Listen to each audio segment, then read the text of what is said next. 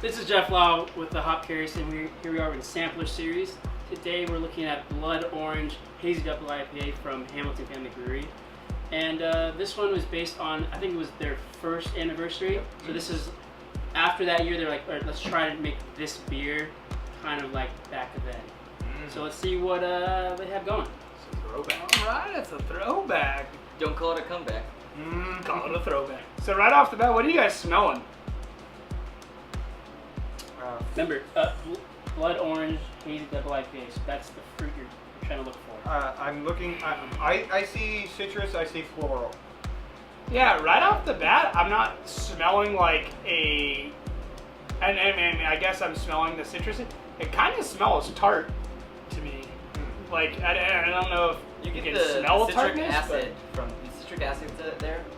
It smells like a faint orange, so I don't think they use a lot. Because you also, like, you don't see it in the color. The color looks like just a regular IPA. Right. Yes, I agree. So Unfiltered. I think that maybe it's not heavy on the blood orange. Okay. Yeah. You would see a hint of red in the color, and you get more on the nose.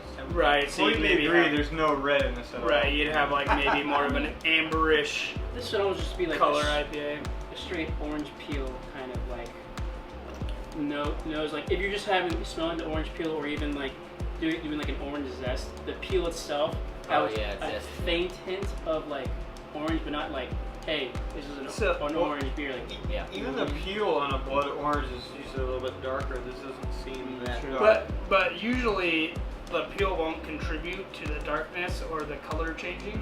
The fruit typically does itself.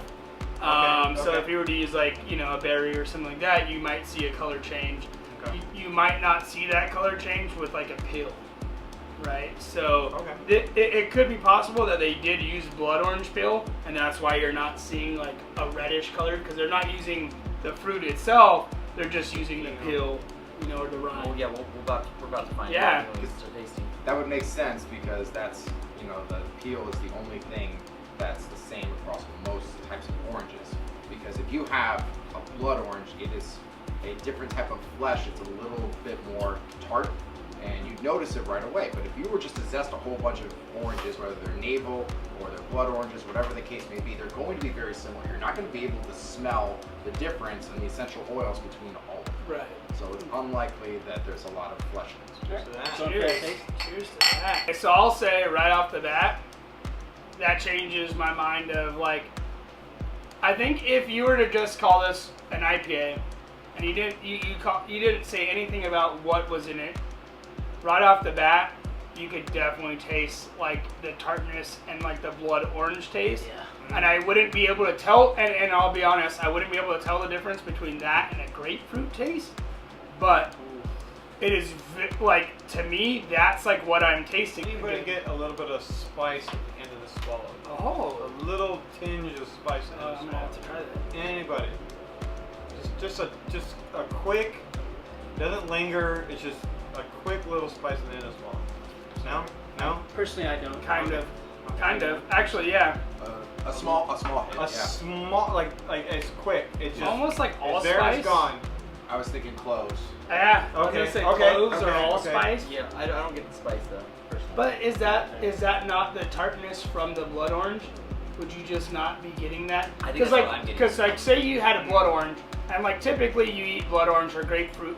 Most people eat it with sugar, so it makes it more sweet with the tartness. But because you're not actually adding sugar to this, other than what is coming from the grain, Right. Yeah. I think you're just getting all of that tartness off the bat. Yeah, if I would guess, the flesh is used in this, and it's potent enough to where this is not too bad of a balance. If they used any more, it would overpower the flavor, so that's why we don't see it in the color, that's why we didn't get it on the nose, because it's so present in the flavor. Right. Which would be characteristic of them using like the rind, because it would be something that it would produce a lot of the flavor, but it's not going to produce like the color. I think it kind of ties into what he was saying. Right. Is you have the rind with the flesh. The flesh is going to still carry that same thing, Mhm. but without the bitterness of the rind. I don't get a lot of the yeast characteristics that you usually lose when it's a filtered IPA, and then but can detect when it's a unfiltered or a hazy. So there's something going on in this blend that the blood orange itself is kind of the dominant flavor. Well, is this one also unfiltered? Yeah. Yep. Okay. All right. What would you guys rate this beer? And let's start with Jeff. Okay. For me, looking at this beer, I'd probably rate it as I'd recommend it to a friend. Okay. I don't think it's at that level of like, oh, that beer looks awesome, I'd want it. I think maybe I'm a little prejudiced, it is still a citrusy beer.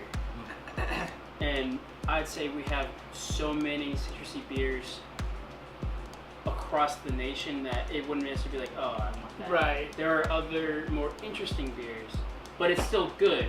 I'm between a 1 and a 2. Oh. Yes, I would finish it because I'm not that kind of guy. I would never not finish a beer, but I would not recommend this to anybody.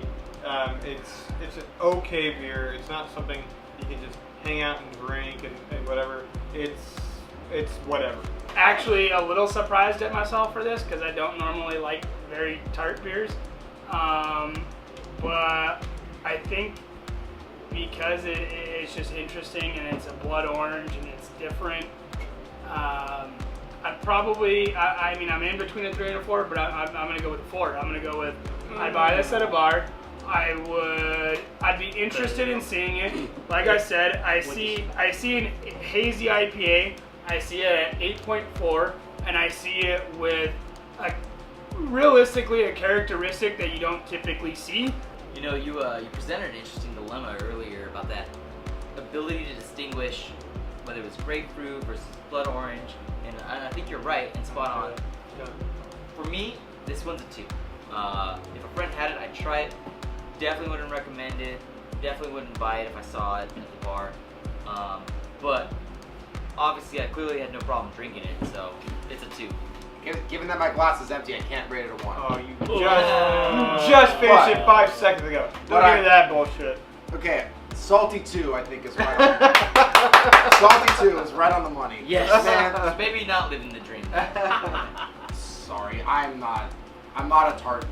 Not a person. tart beer fan. And this one just it overpowered for me. I like IPAs can be hit or miss, but I like something that's complex, something that I can get every single flavor out of it. I can appreciate it, something different about it every time I drink it, and I can't do that. Hey everyone, thanks for watching HopCurious Sampler Series Edition. We've got our hazy IPAs. Please like, subscribe, click, do whatever you need to do, comment below. If you guys got beers you want to throw at us, please send us beers or send us names of beers.